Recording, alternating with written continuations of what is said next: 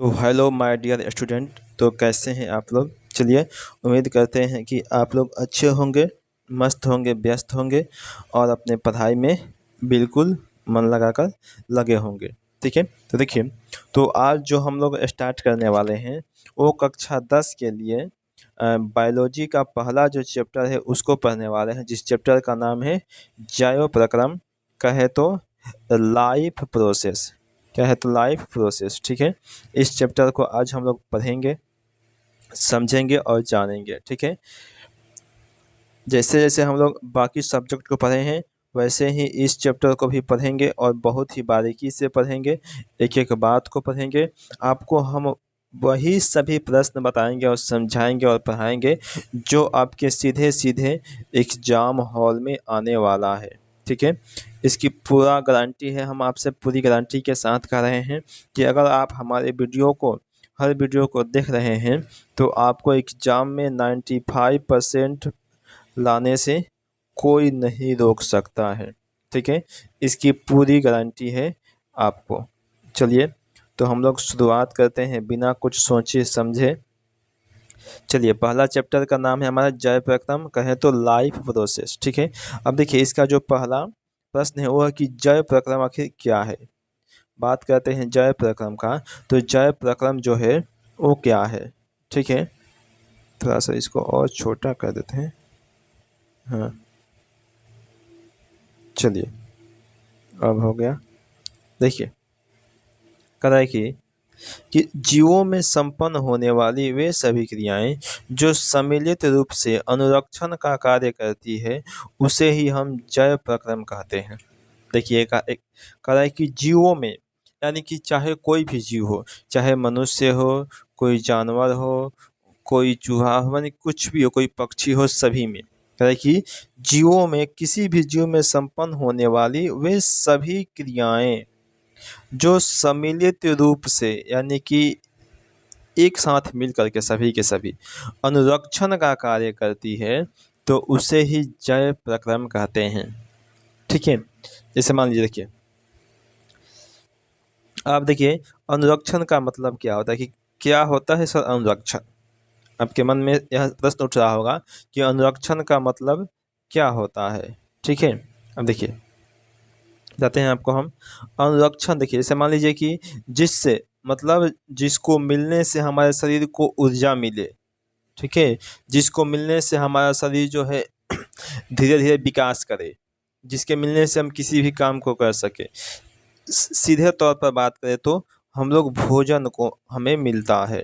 ठीक है, और ये जो भोजन मिलता है यह एक साथ मिल करके हमारे शरीर के अनुरक्षण का कार्य करता है, क्योंकि भोजन से ही हमें ऊर्जा मिलता है। भोजन से ही जब ऊर्जा मिलता है तभी तो जा कर के हम कोई काम कर सकते हैं।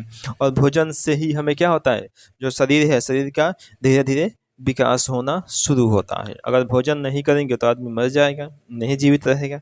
ठीक है, तो वही है भोजन। आगे देखिए, दूसरा क्या है कि सजीवों के चार प्रमुख लक्षण को लिखे। हालांकि जो सजीव है इनके चार प्रमुख लक्षण क्या क्या है, हमें इसको लिखना है। लिखेंगे कि सजीवों के प्रमुख लक्षण निम्नलिखित है। पहला हो जाएगा कि भोजन ग्रहण करना। ठीक है, यानी जो सजीव होगा उसका ये तो लक्षण होगा कि वो भोजन खाएगा। दूसरा क्या है कि सांस लेना, सांस भी लेगा, लेगा ना। तीसरा क्या है कि उत्सर्जन करेगा, यानी कि जो चीज खाया हुआ है भोजन, तो जो अपशिष्ट पदार्थ बचेगा उसको तो बाहर निकालना भी होता है, तो उत्सर्जन करना। चौथा है कि वृद्धि करना, और पांचवा है गति करना। ये सभी के सभी क्या होते हैं, आपका सभी, ये सभी आपका लक्षण होते हैं। ठीक है, ये सभी आपका लक्षण होते हैं, किसका, सजीव का। चलिए देखिए, आगे देखते हैं। अगला हमारे पास जो प्रश्न है वो है कि पोषण क्या है। कह कि पोषण जो है वो क्या है। लिखेंगे कि वह जैव प्रक्रम जिसके अंतर्गत जीव पोषक तत्वों को ग्रहण करके उसका उपयोग करते हैं उसे पोषण कहते हैं। देखिए कहता है कि मतलब वह जैव प्रक्रम जिसके अंतर्गत जीव जो है पोषक तत्वों को ग्रहण करके उसका उपयोग करते हैं, तो उसे ही हम क्या कहते हैं, पोषण कहते हैं। तो पोषक तत्व में क्या आ जाएगा, आपका भोजन आ जाएगा। ठीक है, क्योंकि इसी को तो ग्रहण करते हैं और ग्रहण करने के बाद इसका उपयोग हम करते हैं। चलिए, अगला हमारा जो प्रश्न है वो है कि पोषण कितने प्रकार का होता है। ठीक है, देखिए बात करें पोषण का, तो पोषण दो प्रकार का होता है। पहला होता है स्वपोषण और दूसरा का होता है परपोषण। ठीक है, अगर पोषण की बात करें तो पहला होता है स्वपोषी पोषण और दूसरा का होता है परपोषी पोषण, या फिर इसका एक और नाम है विषम पोषी पोषण। ठीक है, चलिए देखिए, अगला जो प्रश्न हमारे पास है वो है कि स्वपोषण किसे कहते हैं। कहता है कि जो स्वपोषण है उसे किसे कहते हैं हम लोग, स्वपोषण को।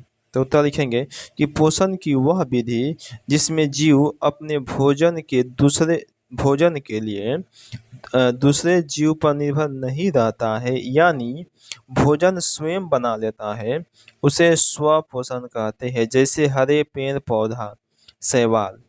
ठीक है, देखिए कि पोषण का वह तरीका, वह विधि, वह नियम जिससे में क्या होगा कि जो जीव है वह अपने भोजन के लिए किसी दूसरे पर निर्भर नहीं रहेगा, अपना भोजन खुद ही बनाकर खुद ही खाएगा, तो उसे ही हम क्या कहते हैं, तो स्वपोषण कहते हैं। चल देखिए, अगला प्रश्न हमारे पास है कि परपोषण से आप क्या समझते हैं, या फिर परपोषण किसे कहते हैं, या फिर विषम पोषी पोषण किसे कहते हैं। एक ही बात है। लिखेंगे उत्तर कि पोषण की वह विधि है जिसमें जीव अपने भोजन के लिए दूसरे जीव पर निर्भर रहता है, यानी स्वयं अपना भोजन नहीं बनाता है, उसे परपोषण कहते हैं। जैसे मानव, जानवर। ठीक है, देखिए यहाँ पानी नहीं, यहाँ पर क्या हो जाएगा, इत्यादि हो जाएगा। ठीक है, तो यहाँ पर पक्षी भी लिख सकते हैं।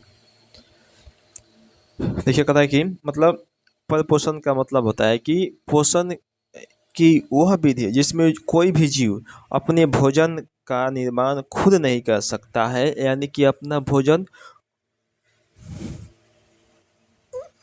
खुद नहीं बना सकता है, अपने भोजन के लिए दूसरे पर निर्भर रहता है, यानी कि डिपेंड रहता है, तो उससे ही हम लोग कहते हैं परपोषण। जैसे मानव हो गया, जानवर हो गया। मानव अपना खाना खुद नहीं बनाता है, बल्कि अपने खाने के लिए दूसरे पर निर्भर रहता है। ठीक है, या फिर जानवर हो गए। चलिए देखिए, आगे हमारे पास प्रश्न है, कहता है कि प्रकाश संश्लेषण क्या है, इस क्रिया का रासायनिक समीकरण लिखें। तो लिखेंगे उत्तर कि हरे पेड़ पौधे जल तथा सूर्य के प्रकाश की उपस्थिति में अपना भोजन तैयार करते हैं, तो उसे ही हम क्या कहते हैं, प्रकाश संश्लेषण कहते हैं। देखिए यहाँ पर लगाएंगे अभिक्रिया का चिन्ह, और यहाँ पर क्या होगा, उष्मा लिखिए या फिर सूर्य प्रकाश। यहाँ पर होगा आपका सूर्य का प्रकाश, सूर्य प्रकाश। ठीक है, तब जाकर के आपका ये हो जाएगा आपका एक अभिक्रिया। एक के बारे में समझाता है ना। देखिए यहाँ पर अभिक्रिया का चिन्ह लगाएंगे। ठीक है, और यहाँ पर लिखेंगे सूर्य प्रकाश। ठीक है, 6CO2 प्लस 12H2O, और इसको हम किसे कहाँ पर रखेंगे, तो सूर्य के प्रकाश में, तब जाके ये बच जाएगा C6H12O6, यानी कि glucose plus 6H2O plus 6O2, इतने भागों में ये टूटेगा। ठीक है, तो इसी को हम बोलते हैं प्रकाश संश्लेषण के लिए ये समीकरण होता है। ठीक है, आपको इसे याद रखना है क्योंकि आपके एग्जाम में इसको पूछेगा, समीकरण को पूछे या फिर प्रकाश संश्लेषण क्या है उसे पूछे, इन दोनों में से कोई एक आपसे पूछ सकता है। चलिए देखिए यहाँ पर हम लगा देते हैं एक बार, और यहाँ पर लगा दीजिएगा, आप अपने से लिख लीजिएगा प्रकाश संश्लेषण। अगला प्रश्न है हमारे पास कि प्रकाश संश्लेषण के लिए पौधे कच्ची सामग्री कहाँ से प्राप्त करता है। देखिए कि जो प्रकाश संश्लेषण है उसके लिए जो पौधे होते हैं वो कच्ची सामग्री, यानी खाना बनाने के लिए जो कच्ची सामग्री होती है वो कहाँ से उन्हें मिलता है। देखिए लिखेंगे उत्तर में कि प्रकाश संश्लेषण के लिए मुख्य रूप से 4 चीज़ों की आवश्यकता होती है। कौन कौन चीज़, तो देखिए जो पहला है कि CO2, जो हमें कहाँ से मिलता है, वायुमंडल से मिलता है। दूसरा का होता है जल, जो जमीन से मिल जाता है। और तीसरा का होता है सूर्य प्रकाश, ठीक है, जो भी वायुमंडल से मिलता है हमें। और चौथा होता है क्लोरोफिल, ठीक है। और जो कहाँ होता है, पत्ती के हरित लवक में क्लोरोफिल पाया जाता है। और इन्हीं चारों के मदद से क्या करता है, तो जो पेड़ पौधे होते हैं अपना खाना बना लेते हैं, ठीक है। यानी यह चार चीज़ों की उन्हें आवश्यकता होती है, जो इन इसके माध्यम से मिल जाती है। चल देखिए आगे है आपका कि प्रकाश संश्लेषण की क्रिया के लिए सूर्य का प्रकाश आवश्यक होता है। प्रमाणित करें अथवा प्रयोग द्वारा सिद्ध करें कि प्रकाश संश्लेषण में प्रकाश आवश्यक हुए। ये आपका प्रश्न है, आपसे ये पूछेगा जब भी तो 5 नंबर का पूछेगा, इससे कम नहीं पूछेगा। चलिए उत्तर लिखेंगे। प्रकाश संश्लेषण की क्रिया के लिए सूर्य का प्रकाश अति आवश्यक है। इस बात को प्रमाणित करने के लिए कुछ सामग्री चाहिए। क्या क्या चाहिए, चलिए देखते हैं हम लोग। पहला हमें चाहिए गमला में लगा हुआ पौधा, एल्कोहल चाहिए, आयोडीन का घोल चाहिए और काला कागज एवं क्लिप चाहिए।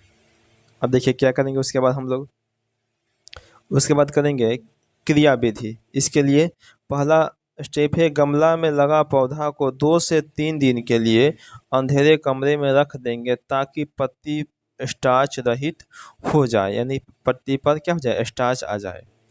दूसरा का है कि पत्ती के आधे भाग को, ये आधे है, आधे भाग को काला कागज और क्लिप की सहायता से ढक देते हैं। तीसरा क्या है कि इसके बाद गमला में लगा हुआ पौधा को 3 से 4 घंटा के लिए धूप में छोड़ देंगे, ठीक है।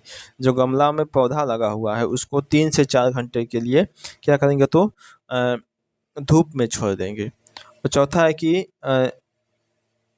पत्ती, यह पत्ती है, ठीक है, पत्ती को तोड़कर जल से भरे बीकर में डाल देंगे और उसमें एल्कोहल मिला देंगे, फिर गर्म करेंगे। उसके बाद क्या करना है, तो गर्म करना है। चलिए उसके बाद है कि अब पत्ती को बाहर निकालकर साफ पानी से धो लेंगे। चौथा होगा कि अब इस पत्ती पर आयोडीन का घोल गिराकर देखने से पता चलता है कि पत्ती का ढका हुआ हिस्सा सफ़ेद हो गया, जबकि शेष भाग काला और नीला हो जाता है, ठीक है। यह यानी कि इस प्रयोग से सिद्ध होता है कि प्रकाश संश्लेषण के लिए सूर्य का प्रकाश क्या है, तो अति आवश्यक होता है या फिर आवश्यक है। चलिए अगला प्रश्न हमारे पास है 10 नंबर का, कि साबित करें कि प्रकाश संश्लेषण की क्रिया के लिए क्लोरोफिल आवश्यक होता है, यानी क्लोरोफिल का होना आवश्यक है, हमें सिद्ध करना है। चलिए उत्तर लिखेंगे कि प्रकाश संश्लेषण की क्रिया के लिए क्लोरोफिल का होना अति आवश्यक है।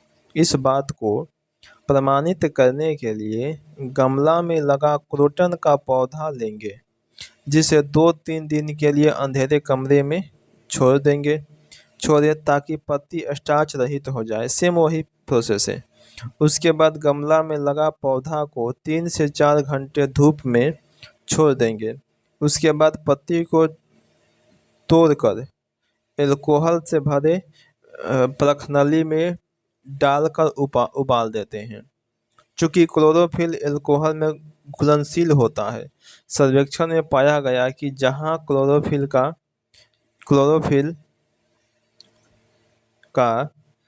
था वहाँ का रंग काला और नीला, यह नीला और जहाँ क्लोरोफिल नहीं था वहाँ का रंग सफ़ेद हो गया। इस प्रयोग से देखिए, इस प्रयोग से पता चलता है कि प्रकाश संश्लेषण के लिए क्लोरोफिल आवश्यक है, ठीक है। चलिए अब देखिए अगला प्रश्न हमारे पास है कि साबित करें कि प्रकाश संश्लेषण के लिए CO2 का होना अति आवश्यक है, या फिर प्रकाश संश्लेषण की क्रिया में CO2 का होना अति आवश्यक है, हमें इसको सिद्ध करना है, ठीक है। तो चलिए इसको अब आपको हम अगले वीडियो में बताएंगे। आज हम यहीं तक रहने देते हैं, ठीक है। अगर आपसे रिक्वेस्ट है, अगर आपको वीडियो अच्छा लग रहा हो, अगर आपको बातें समझ में आ रही हो, तो आप मेरे चैनल को सब्सक्राइब कर दें और अपने दोस्तों में भी शेयर करें ताकि वो लोग भी इसका आनंद ले सके, पढ़ाई कर सके, उनको भी समझ में आ सके। ठीक है, तो चलिए हम लोग मिलते हैं अगले वीडियो में।